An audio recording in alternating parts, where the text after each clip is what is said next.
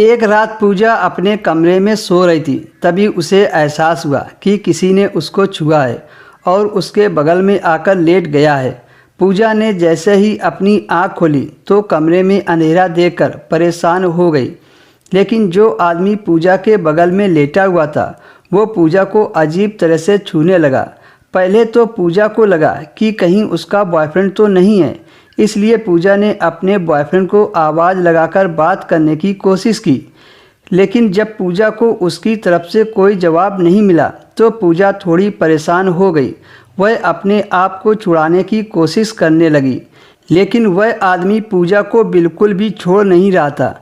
वो तो पूजा के साथ ज़बरदस्ती किए जा रहा था। पूजा काफ़ी देर तक उस आदमी से लड़ती रही। कमरे में अंधेरा होने की वजह से वह कुछ नहीं कर पा रही थी। तभी अचानक वह आदमी पूजा को छोड़कर चला गया। पूजा यहाँ वहाँ हाथ से टटोलते हुए कमरे की लाइट तक पहुँची। जब उसने कमरे की लाइट ऑन की तो देखा दरवाज़ा और खिड़की दोनों बंद हैं। तो फिर कमरे के अंदर कौन आया?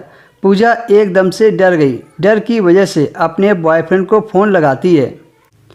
जब पूजा का बॉयफ्रेंड पूजा की सारी बातें सुनता है तो कहता है, क्या यह कैसे हो सकता है? तुमने ज़रूर कोई सपना देखा होगा और तुम्हें लग रहा होगा कि हकीकत में कोई तुम्हें छेड़ रहा है। उसका बॉयफ्रेंड पूजा से मजाक में कहता है, अगर तुम्हें मेरी याद इतनी आ रही है तो तुम मुझे रात में अपने कमरे में बुला लिया करो। पूजा ने अपने बॉयफ्रेंड को मना कर दिया और फ़ोन को रख दिया। पूजा ने लाइट को बंद नहीं किया और ऐसे ही बिस्तर पर लेट गई, पर उसे बहुत डर लग रहा था। अगले दिन पूजा सुबह उठकर ऑफिस के लिए जल्दी निकल गई। पूजा अपनी नौकरी के चलते शहर में एक किराए के कमरे में रहती थी और उसके कमरे के थोड़ी दूर पर उसका बॉयफ्रेंड भी वहीं रहता था। पूजा का जब भी मन करता था तब वह अपने बॉयफ्रेंड को बुलाकर मस्ती करती थी। शाम को थक हार कर जब पूजा ऑफिस से घर आई तो उसे रात का वही डर सताने लगा। आज तो पूजा ने अपने बॉयफ्रेंड को बुला लिया। रात में जब उसका बॉयफ्रेंड पूजा के कमरे में आया तो वह पूजा का बॉयफ्रेंड नहीं, वो तो कोई और था।